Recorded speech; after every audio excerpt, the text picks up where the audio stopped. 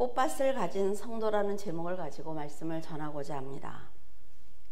사람들은 하나님을 알지 못한 채 이 땅에 태어나지만 하나님께서 그들을 선택하여 부르시고 인도하셨기 때문에 신앙생활을 시작할 수 있었던 것입니다. 갓 태어난 아기가 처음부터 말하고 걸을 수 없듯이 사람들은 처음부터 믿음을 가질 수 없습니다. 그래서 성숙한 성도로 성장하기 위해서 여러 믿음의 단계를 거치게 됩니다. 믿음의 생활을 시작하면 정말 하나님께서 살아계신 분인지 의심하게 됩니다. 그리고 복을 받은 조건을 앞세운 기복신앙을 믿음이라고 생각하기도 합니다. 그러나 말씀을 듣고 기도하며 삶을 살면서 신앙은 점점 성장할 것입니다. 자신만을 위해서 살아왔던 세상의 삶을 버리고 하나님을 위해 자신을 희생하는 성도가 되는 것입니다. 인간의 의로 살면서 살 것인지 아니면 믿음으로 살 것인지 고민하면서 모난 부분이 깎여지기도 하고 부족한 부분은 하나님의 은혜로 채우며 서서히 성도의 모습을 갖추어가는 것입니다. 이렇게 신앙이 성장하는 과정은 누구에게나 있기 때문에 다른 사람의 믿음을 비판하고 판단하는 것은 옳지 않습니다. 자신도 겪었을 방황의 시간을 생각하지 않고 다른 사람의 믿음을 정죄하는 그 자체가 바로 죄이기 때문입니다. 믿음의 성장은 내 옆에 있는 연약한 성도와 나를 비교하면서 자신을 높이는 것이 아닙니다. 하나님의 사랑과 예수님의 희생과 성령님의 역사하심에 조건 없이 감사했을 때 하나님께서 인정하시는 그 믿음이 바로 나의 믿음이 되는 것입니다. 사람마다 그의 성격과 노력에 따라서 신앙의 그릇이 다릅니다. 책망을 받고도 예수님을 떠나지 않는 베드로와 그런 사람도 있고 말씀을 듣고도 인간의 의의를 버리지 못해서 사망의 길로 가는 가룟 유다와 같은 사람도 있습니다. 사람마다 복음을 받아들이는 신앙의 그릇이 다르기 때문에 성도들은 복음을 전할 때 상대방을 이해시키려고 노력하지 말고 진리의 말씀을 가감없이 전하는 것이 필요한 것입니다. 교회는 충만한 믿음을 가진 사람도 있습니다. 그리고 어린아이처럼 연약한 믿음을 가진 자도 있기 때문에 모두가 그리스도의 지체가 되어 서로 협력하여 선을 이루는 것이 아주 필요한 것입니다. 하지만 신앙은 사탄과의 전쟁이라 말이죠. 그렇기 때문에 성숙한 성도나 연약한 성도나 그들 나름대로 어려움을 겪게 됩니다. 사탄은 공중권세를 잡고 세상 사람은 물론 성도들까지 사망으로 이끌기 위해서 끊임없이 사람들의 믿음을 흔들고 있습니다. 하지만 신앙은 영적 전쟁이라는 것을 여러분이 알고 예수님만 붙든다면 여러분은 사탄이 쉬지 않고 공격을 해도 쉽게 이겨낼 수 있을 것입니다. 각 지체가 협력하여 선을 이룬다면 하나님께서는 교회가 무너지지 않도록 천사를 통해 일하실 것이며 성도들이 성령 충만할 수 있도록 도우실 것입니다. 사탄의 유혹은 죄를 유발합니다. 이것은 하나님께서 선악과를 만드신 이유가 되기도 합니다.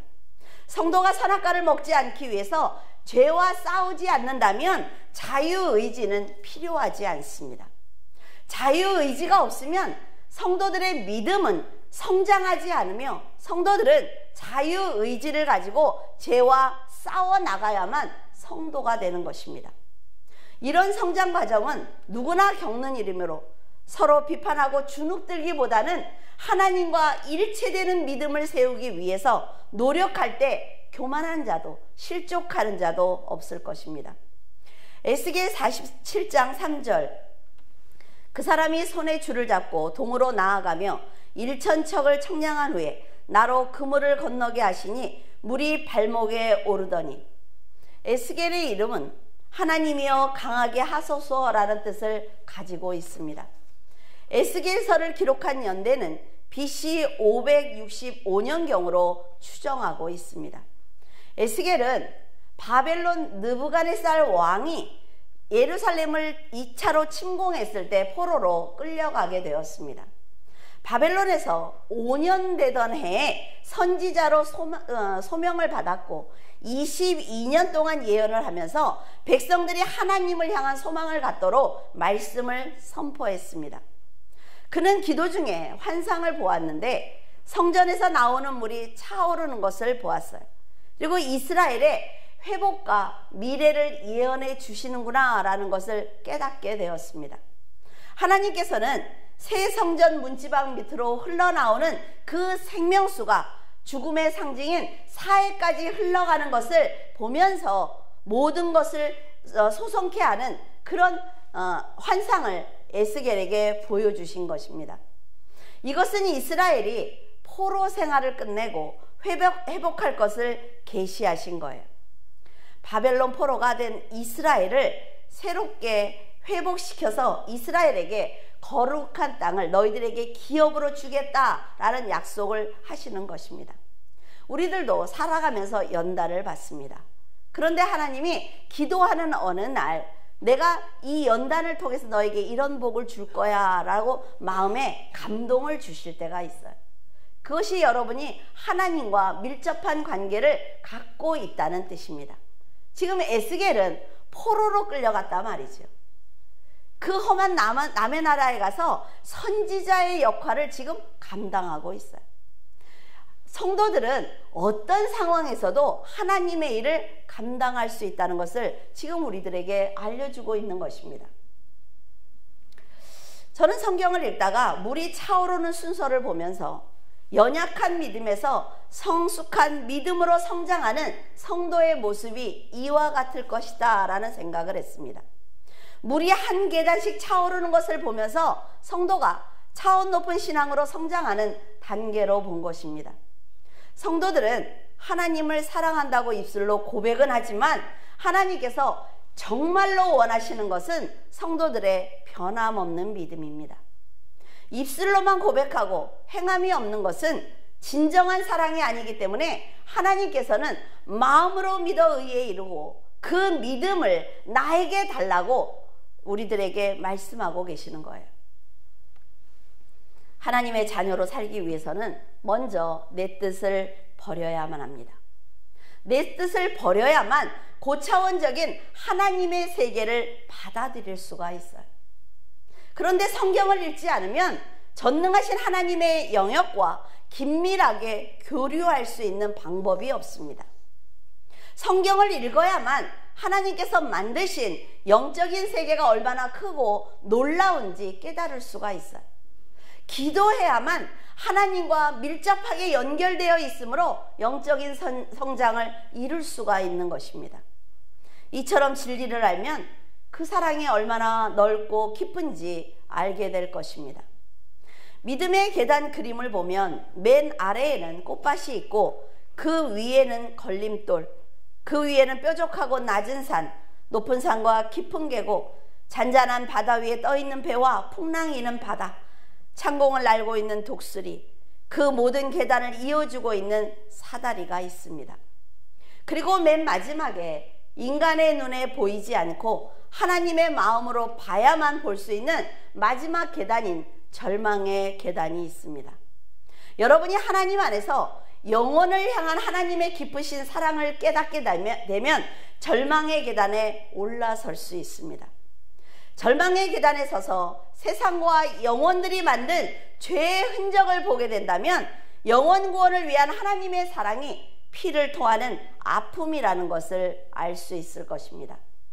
성도들은 꽃밭 신앙에서 어린아이와 같은 믿음으로 출발했지만 절망의 계단까지 성장한다면 전능하신 하나님의 은혜로 세상에서 받은 깊은 상처를 치유할 수 있을 것입니다.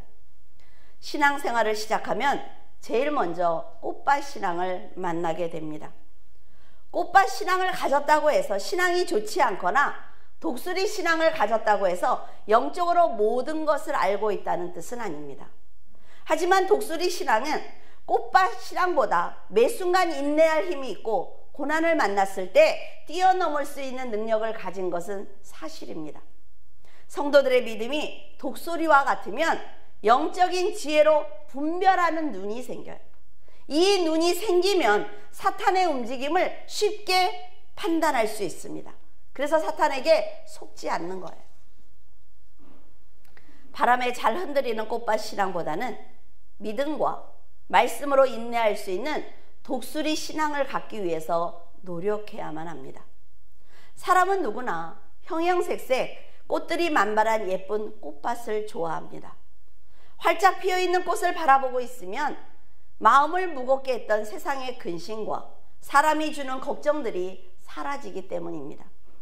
아름다운 꽃과 함께 날아다니는 나비와 벌이 있다면 마음은 더욱더 풍요로워질 것이며 행복할 것입니다. 세상에 걱정이 없다 말이죠. 그래서 다른 사람보다 더 화려하고 자랑할 만한 큰 꽃밭을 갖기 위해서 노력하는 것입니다. 넓은 꽃밭은 사람들 위해서 군림할 수 있는 힘이 되기 때문에 출세와 성공을 향해 쉬지 않고 달려가고 있습니다. 그러나 온갖 정성을 들여 가꾸었을지라도 예상치 못하게 밤새 서리가 내린다면 한순간에 볼품없는 것이 바로 세상 꽃밭입니다. 서리는 인간이 막을 수가 없어요. 그래서 꽃들은 한순간에 생명을 잃을 수도 있습니다. 생명을 잃으면 그것이 사람이든 식물과 동물이든 우리는 절대로 살려낼 수가 없습니다. 피조물의 주인인 하나님이기 때문에 그래서 우리 모두는 하나님의 무한한 능력에 순종하면서 살아야 할 것입니다. 사탄은 사람에게 재물의 욕심과 시기와 질투와 혈기를 부어주며 성공을 위해서 달려가도록 채찍질하고 있습니다.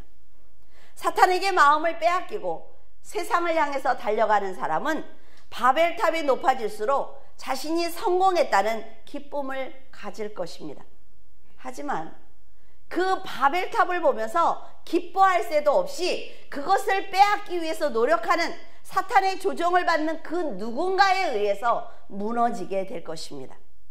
그래서 사람들은 더 높은 죄의 담을 쌓기 위해서 인생을 허비하고 있으며 마음을 닫아버리고 있습니다. 생명을 줄 수 없는 사탄에게 굴복하는 자는 결국 하나님의 차가운 입김에 모든 것을 잃게 될 것입니다. 아름다운 꽃밭을 가져본 사람은 누구나 할지라도 꽃의 화려함과 향기가 주는 그 매력을 잊지 못함으로 그 주위를 맴돌게 됩니다. 그러나 사탄에 의해서 무너진 사람은 사탄의 관심을 끌지 못하기 때문에 하나님과 사탄에게 모두 버림을 받게 됩니다. 꽃밭 신앙에 머물게 되면 하나님께 죄를 짓는 것을 크게 고민하지 않습니다. 하지만 인생이 영적 전쟁이라는 것을 알고 굳센 믿음을 가져야만 꽃밭 신앙에 머물지 않을 수 있습니다. 왜냐하면 내가 오늘 교회 갔어. 그러니까 난 주의를 지켰어. 그러니까 나는 예수를 믿는 거야. 라는 신앙이 꽃밭 신앙이라 말이죠. 예수님처럼 만질 수도 느낄 수도 없는 분을 위해서 자신의 자랑인 꽃밭을 포기한다는 것은 결코 쉽지 않습니다. 흙으로 만들어진 인간의 본능을 버리고 하나님의 뜻대로 살겠다는 믿음이 곧 하나님의 은혜를 담을 수 있는 빈 주머니를 갖는 것입니다. 이 빈 주머니를 가지고 하나님 앞에 섰을 때 비로소 인간의 능력으로 볼 수 없는 하나님의 시간과 세계와 자신의 존재를 알게 되는 것입니다. 빈 주머니가 없는 사람은 자기 꽃밭에 벌과 나비가 날아다니는 것을 보면 하나님께서 특별히 나만 사랑하신다 라는 차원 낮은 신앙을 갖게 됩니다. 내가 기도했더니 물질로 채워주셨고 내가 충성했더니 내 자녀가 복을 받았다고 간증하는 사람은 순수한 것이 아니라 차원이 낮은 것입니다. 이런 사람은 다른 사람의 꽃밭이 잘 되는 것을 보면 곧바로 하나님께 왜 나에게 더 많은 복을 주지 않느냐고 불평할 것입니다. 여러분도 세상 사람이 나보다 잘 사는 것 같으면, 나보다 빨리 출세하는 것 같으면, 뭔가 잘 되는 것 같으면 마음이 좋지 않을 것입니다.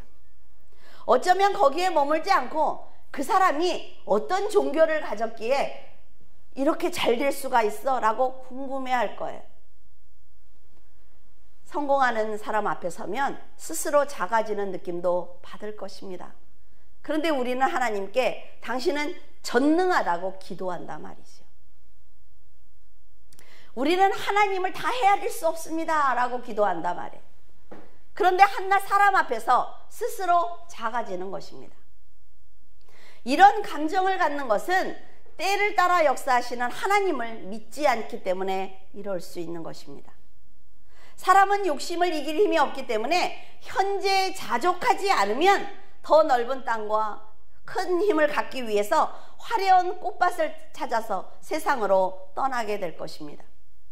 하지만 흐드러지게 핀 꽃들로 밭을 가득 채워도 하나님께서 찬 입김을 한 번 부시면 모두 얼어버리는 것입니다. 사람들이 인생을 걸고 욕심껏 살아도 하나님께서 오라 하시면 육을 벗는 순간 그 소유는 모두 다 다른 사람의 소유가 됩니다. 여러분에게 가난하게 살라는 말씀을 드리는 것이 아니라 어떤 것이 우선인지 알고 살아야 한다는 말씀을 드리고 있습니다. 세상의 소유가 먼저가 아니라 하나님의 뜻대로 사는 것이 먼저입니다. 우선순위를 알면 이 한 컵에 찰랑거리는 이 물에 연연하지 않습니다. 사람들이 이렇게 들여다보고 그래 저 사람 반밖에 없어. 근데 나는 막 넘칠 것처럼 찰랑거리잖아. 이걸 지켜야지 하지 않는단 말이에요. 바다처럼 넓은 하나님의 세계를 알고 있기 때문에 절대로 교만하거나 두려워하지 않습니다. 어리석은 인간은 바벨탑을 쌓는 것이 하나님께 얼마나 큰 죄가 되는지 모르므로 바벨탑을 쌓기만 하면 자기의 이름을 낼 수 있다고 생각을 합니다.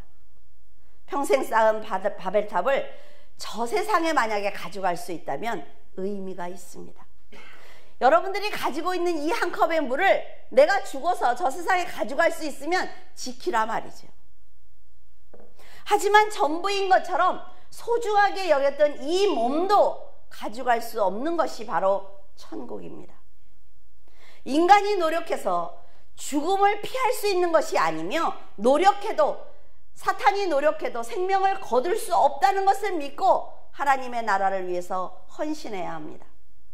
하나님께서 사람들의 언어를 잠깐 흔드시자 하나의 말을 사용하면서 바벨탑을 쌓던 사람들이 모두 다 흩어져 버렸습니다.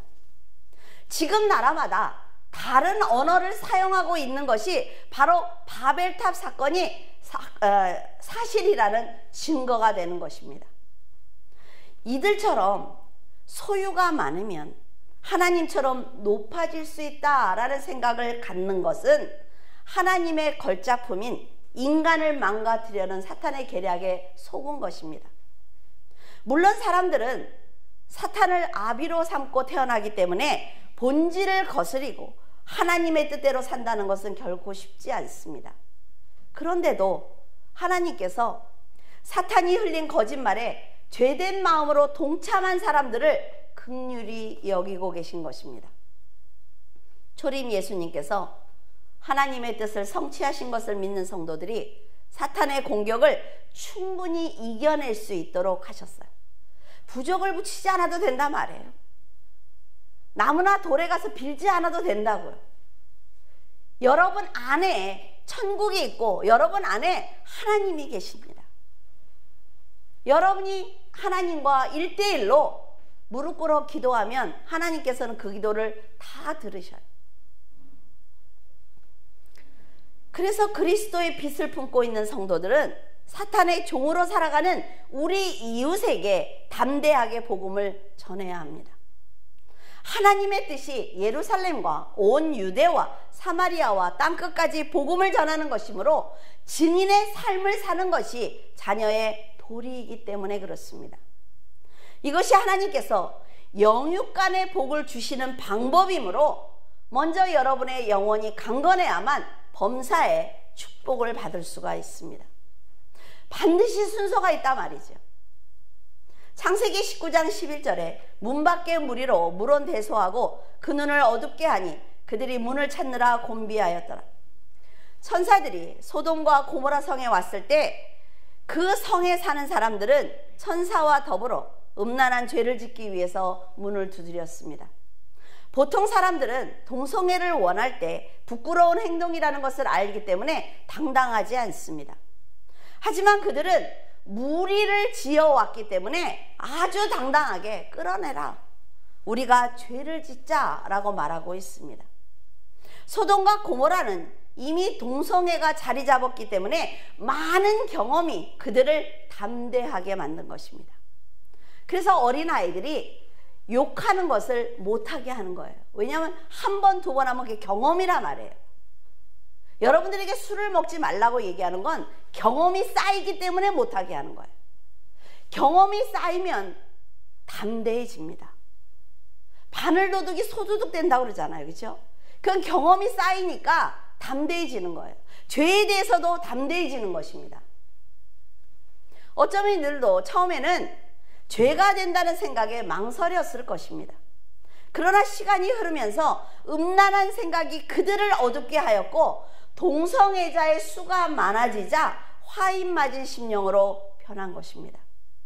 하나님이 두려웠다면 천사가 눈을 어둡게 했을 때 왜 지금 내 눈이 보이지 않는지, 혹시 내가 지금 하나님께 심판을 받고 있는지 한 번쯤 생각했을 것입니다. 하지만 이들은 지칠 때까지 문을 찾았어요. 최후를 맞이하는 순간까지 쾌락과 음란의 자리를 떠나지 못하고 있었습니다. 소돔성이 멸망하는 사건을 보면 사탄이 얼마나 많은 시간을 들여 인간의 성품을 서서히 개조해 가는지 우리는 알 수가 있습니다. 사탄이 많은 시간을 들이니까 우리는 서서히 변화되는 거예요. 육체의 욕망을 따라 사는 것이 죄가 아니다 라는 생각을 가질 때까지 사탄이 인내하면서 사람들을 서서히 쇠뇌시켜 가는 것입니다. 처음에 TV에 무당 옷을 입고 나오면 아 뭐야 이런데 지금 어때요? 연예인들이 너도 나도 무당처럼 하고 나와요. 그런데 우리는 그것이 아무렇지도 않단 말이죠. 이제 사단이 얼마나 노력을 하는지 우리는 알아야만 합니다. 이런 사탄의 노력으로 그들은 동성애를 죄로 여기지 않게 되었습니다.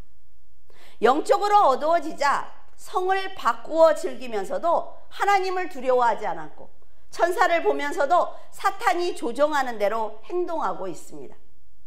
그들은 악한 습관과 더러운 환경에 물들어가면서 광대하고 영원한 하나님의 나라와 점점 멀어지고 있었던 것입니다.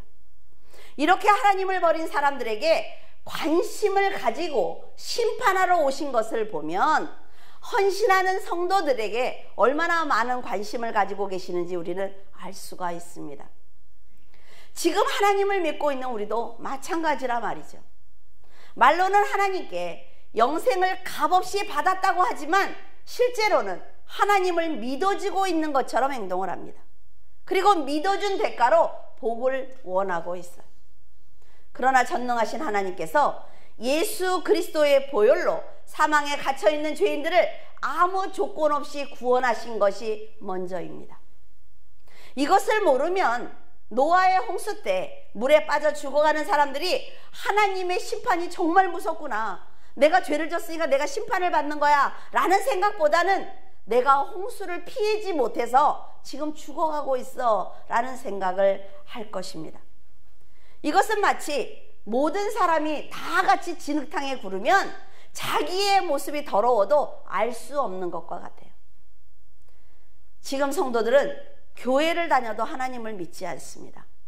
성경을 가지고 있어도 읽지 않습니다. 시간이 있어도 기도하지 않아요.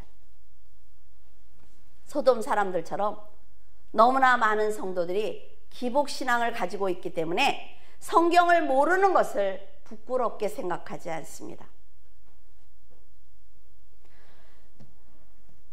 도리어 말씀을 알려고 노력하는 성도들에게 목회자가 되려고 극성을 떠느냐고 묻는 어이없는 일들이 지금 벌어지고 있습니다.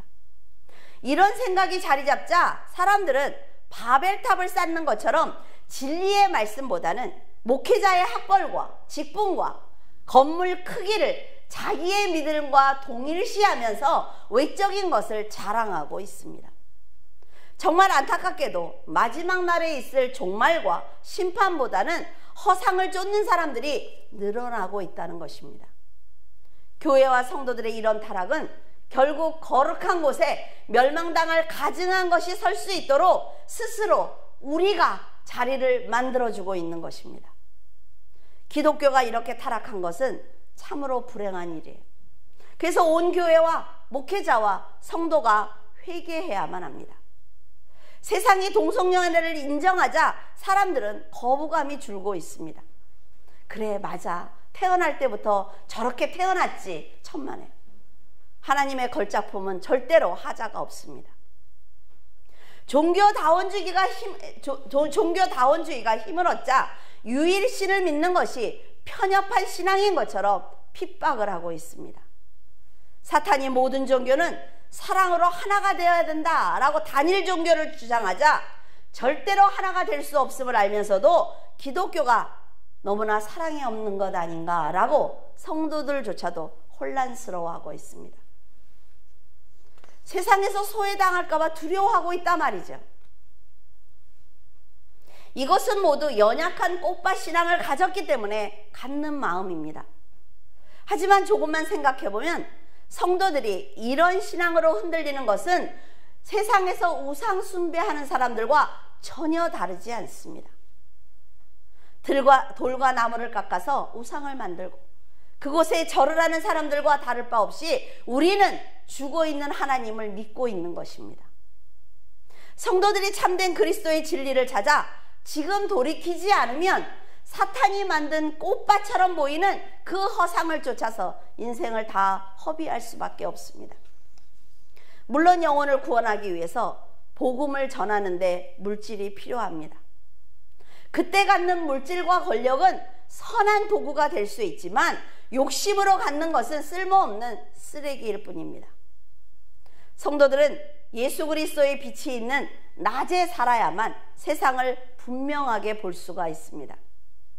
들을 귀와 보는 눈을 가지고 지혜롭게 살아갈 때 하나님께서 은혜로 주신 영적인 그 작은 열매를 보고도 행복을 느낄 수 있단 말이죠. 이제 좀 더 성숙한 믿음을 가지고 하나님 앞에 나아가기를 바랍니다. 씨앗을 심으면 반드시 땅을 뚫고 싹을 틔우는 것처럼 하나님께 믿음의 씨를 심으면 새들이 깃드는 나무로 성장하게 하실 것입니다. 모래 위에 우리가 아무리 웅장하게 집을 지어도 그것은 쓸모가 없습니다.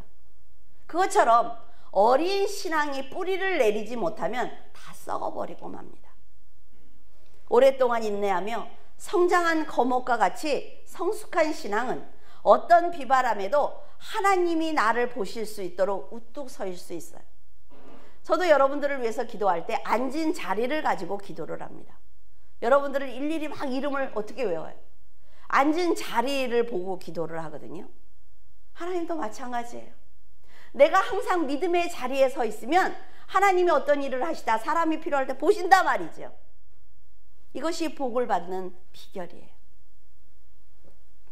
여러분은 서리가 내리면 한 번에 잃고 마는 꽃밭보다는 태풍에도 흔들리지 않는 거목이 되기를 바랍니다. 하나님께서 주신 많은 은혜의 열매를 달고 하나님께 특별한 관심을 받는 성숙한 성도가 되시기를 예수 그리스도 이름으로 축원합니다.